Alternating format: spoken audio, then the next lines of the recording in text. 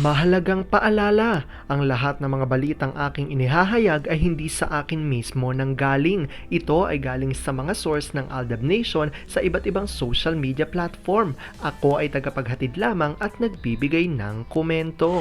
Magandang araw mga Aldab Nation! May panibago na naman po akong update para sa inyong lahat. Pero bago natin ito umpisahan ay huwag niyo munang kalimutan na mag-subscribe sa aking YouTube channel at i-click mo na rin ang katabing bell button para maging updated ka sa mga latest videos na ia-upload ko. At kapag umabot na ng 100,000 subscribers ang aking channel, ay may sorpresa ako para sa inyong lahat.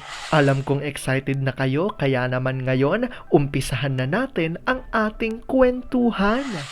Ang pag-uusapan natin ngayong araw na ito kung saan source ni OG Diaz may say hiwalay na raw sina Arjo at Main. Ang tanong ng marami, naging sila ba at bakit maghihiwalay? Sa bagay, para lang nga ba ito mag-ingay? Patawa talaga ang mga taong ito na naniniwala raw na Armin is real. Gaano nga ba ito katotoo at may sapat nga bang ebidensya ang makakapagpatunay rito?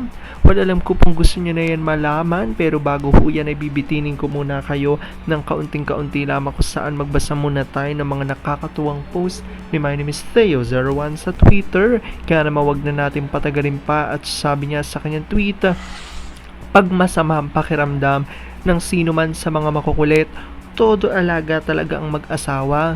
Tulungan sila. Kaya pag sinabi ng anak na wag aalis ang ama, hindi talaga.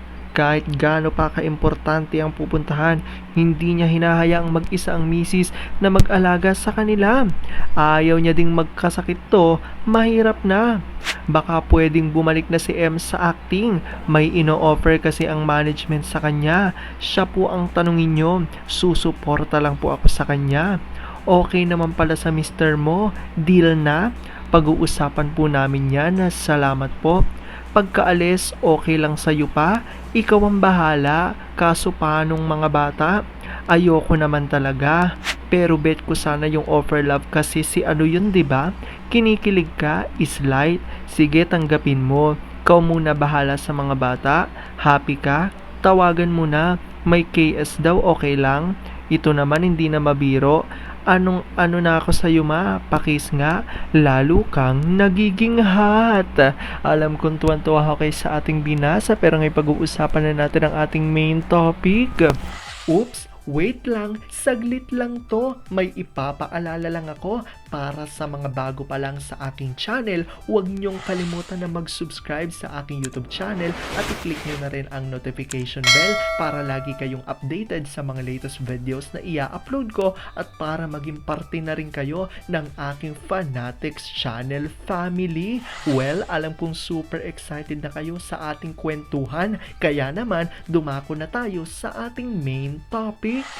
Gaano nga ba katotoo na ang source ni OG Diaz ay may say na hiwalay na raw sina Arjo at Main? Ngunit ang tanong ng marami, bakit maghihiwalay? Naging sila ba talaga? Sa bagay, para lang daw ito umingay. Tila patawa nga raw ang mga taong ito na naniniwalang Armin is real. Gaano nga ba ito katotoo at may sapat nga bang ebidensya ang makakapagpatunay rito? Wala lang kung super excited na kayong malaman yan, kaya naman wag na natin patagalin pa. Una-una na nga dyan galing sa tweet ni Vampire 2019 at sabi niya rito, itong ex-network naman ayaw tantanan idikit si Sakling kay Pogi. Maawa naman kay sa manok nyo. Pinagsawaan na yan ng 11 years.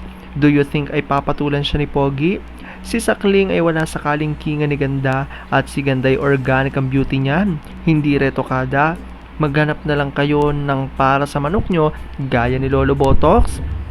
Itong ilang Armin, hindi mo na inaalam ang itinerary ni Mengay at Alden papunta ng Amerika. Bago mag-post ng edited pics, wala na ba talagang pag-asa yung kabobohan nyo? Gaya nyo din ang mga boss nyong Laosian at X-Network, yung mga edited face swap, palpak lahat. Anong meron sa tatlong Laosian? Bakit ayaw nilang tigilan niyang nagkukunyaring peking Main Mendoza sa show nila? Akala ko ba si Arjo at Heidi lang ang user?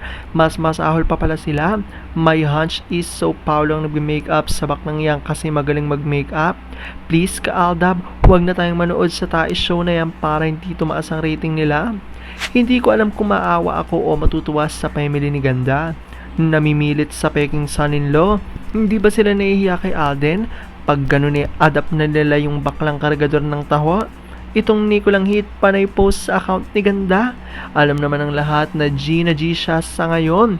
Pang tuition pa ng Junakis, wala namang work ang toothpick, mga mukhang kasi ayon kinakarma. At eto na nga ang tinutukoy nila kung saan sa latest video nga ng Pinashowbiz News ngayon sa YouTube ayon sa kanyang titulo, latest, Minotauro, hiwalay na batay sa source ni OG Diaz. Alden itinuturong dahilan ng lahat. Dahil dito, eto nga ang reaksyon ng ilan sa Aldab Nation. Sabi ni Ma'am Mila Kambal, natawa ko dito sa vlog na to. Ang tanong kasi, kailan ba naging sila? Aldab will be back. Sabi naman ni Lola Ems for Truth, umpisa ng mga palusot sa mga kasinungaling na ginagawa nila. Tuloy-tuloy na yan, Aldab pa rin.